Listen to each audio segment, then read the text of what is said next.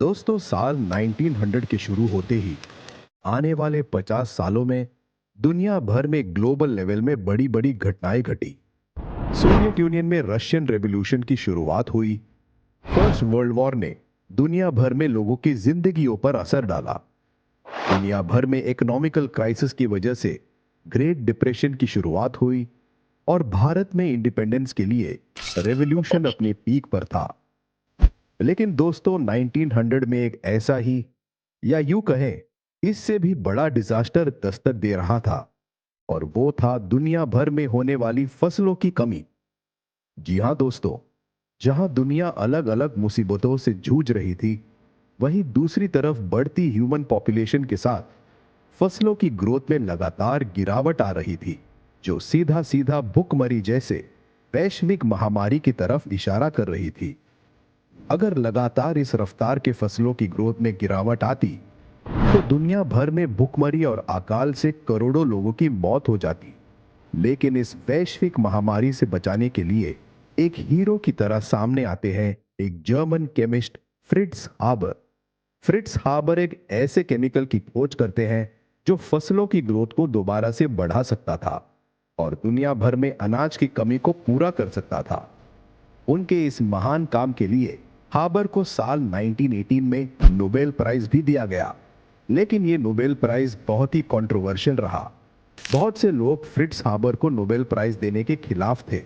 यहां तक कि दो नोबेल प्राइज जीतने वाले लोगों ने तो अपने प्राइज को लेने से भी मना कर दिया था।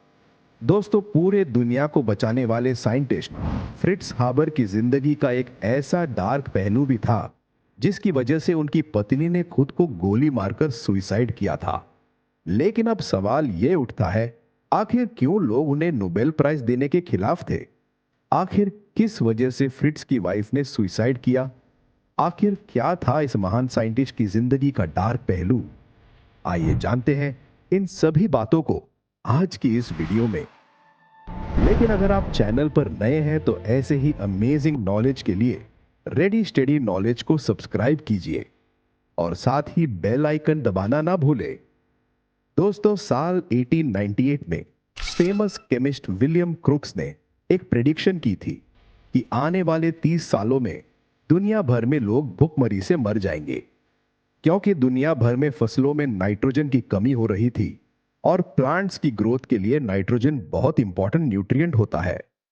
दोस्तों, पेड़ पौधे क्लोरोफिल मॉलिक्यूल की वजह से फोटोसिंथेसिस कर पाते हैं और ग्रो होते ही नाइट्रोजन इसी क्लोरोफिल मॉलिक्यूल का कोर पार्ट होता है। इसीलिए बिना नाइट्रोजन के फोटोसिंथेसिस नहीं होगा और हरे भरे पेड़ पौधे पीले होकर मरने लगेंगे।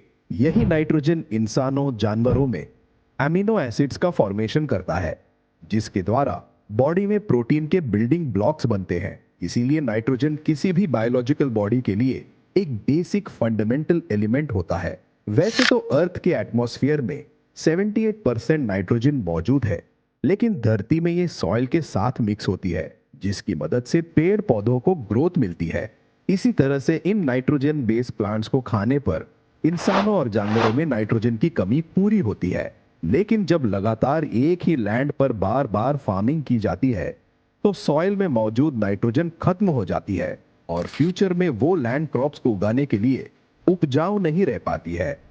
इसीलिए हजारों सालों से इंसानों के द्वारा खेती करने की वजह से 18 सेंचुरी के अंत तक जमीनें उतनी फर्टाइल नहीं रह गई थी, जिसकी वजह से फसलों की ग्रोथ में लगातार गिरावट आ रही थी।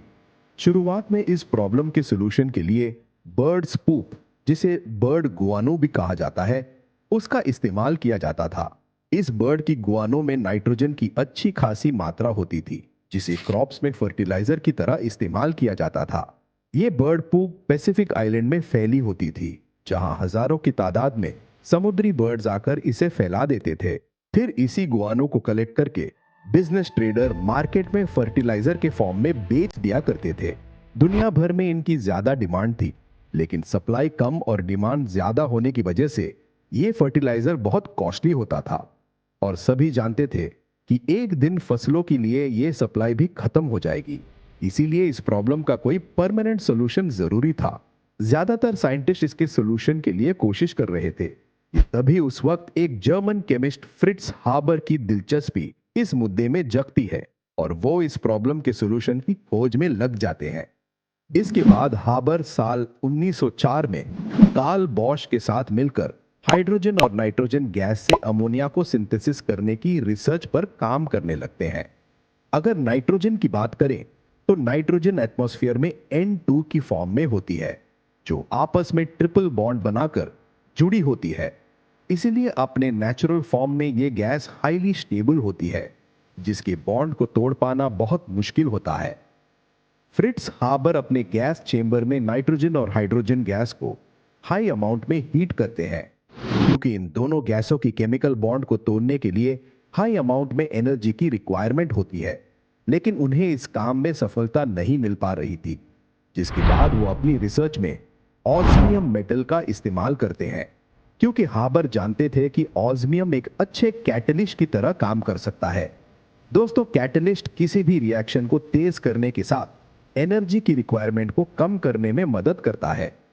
इसके बाद वो मेटल को गैस चेंबर में प्लेस करके दोनों गैसेस को लगभग 500 डिग्री के टेम्परेचर पर हीट करते हैं और 200 एटमॉस्फेयर का प्रेशर अप्लाई करते हैं। इसके बाद वो होता है जिसका हाबर बरसों से इंतजार कर रहे थे, क्योंकि वो फाइनली अमोनिया NH3 को एक्सट्रैक्ट करने में कामयाब रहते हैं।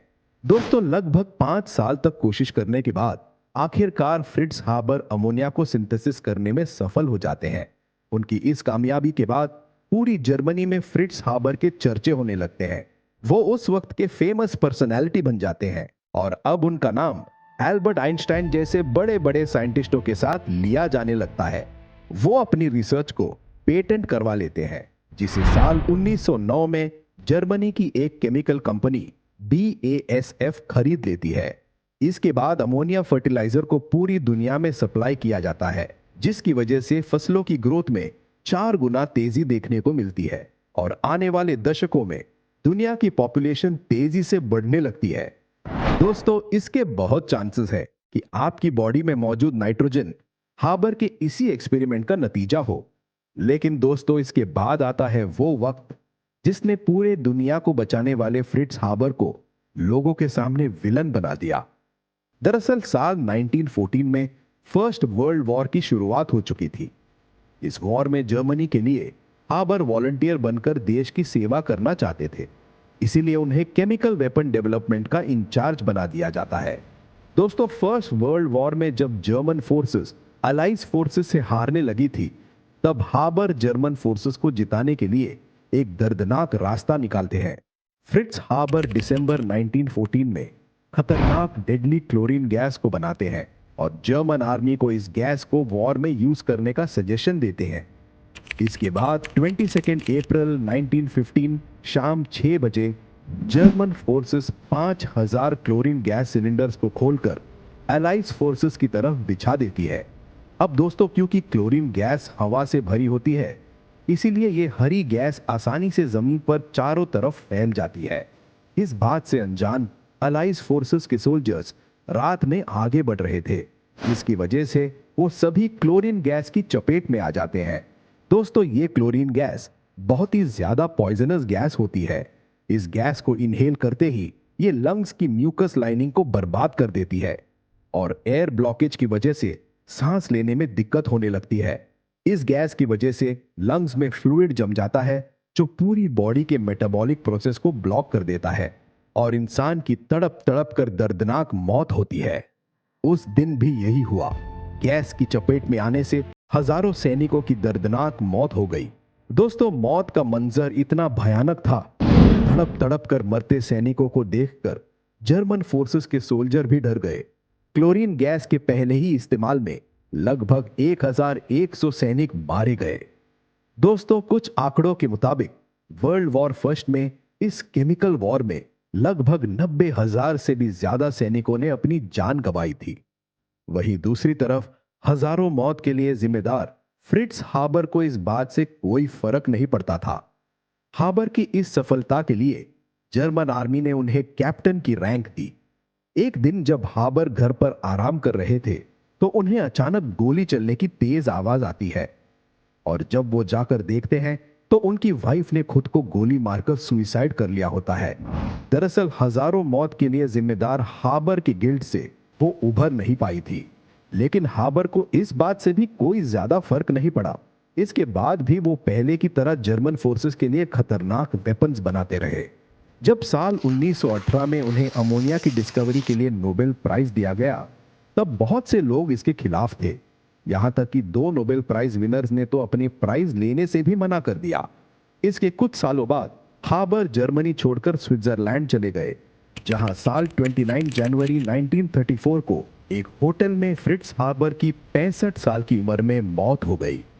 दोस्तों, केमिकल वेपन और क्लोरीन गैस के लिए हाबर को पूरी दुनिया ने क्रिटिसाइज किया, लेकिन अमोनिया की खोज करके उन्होंने ही दुनिया को भुखमरी से बचाया था। देखा जाए तो उन्होंने अपनी देश की मदद की, और वॉर में जीत किसी की नहीं होती, क्योंकि दोनों तरफ लोग मारे जाते हैं। कोई भी डिस्कवरीज या इन्वेंशन सोशल इंप्रूवमेंट और डिस्ट्रक्शन दोनों ही लाते हैं। बस सभी कुछ उसके इस्तेमाल करने वाले के नजरिए पर डिपेंड करता है। दोस्तों, आपको क्या लगता है? क्या फ्रिट्ज हाबर ने जो किया वो सही था या गलत? अपनी राय कमेंट सेक्शन में जरूर दें। फिलहाल आज की इस वीडियो में बस इतना ही। ऐसे ही नॉलेजेबल वीडियोस देखते रहने के लिए सब्सक्राइब करें हमारे चैनल रेडी स्टडी नॉलेज को, और बेल आइकन दबाना ना भूलें। मिलते हैं अगले वीडियो में, तब तक के लिए अलविदा। जय हिंद।